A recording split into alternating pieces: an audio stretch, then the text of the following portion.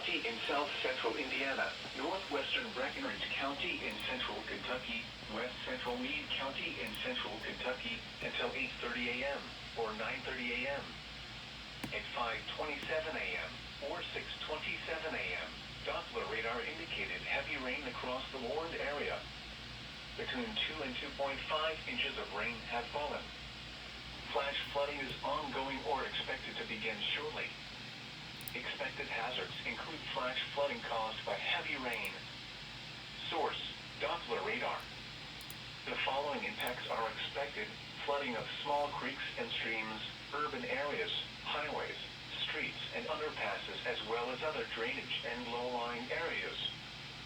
Some locations that will experience flash flooding include Mount Pleasant, Leopold, Gerald, Derby, Chenal, Manning Crossing, Lilydale, Harding Grove, Gatchel and Emmons.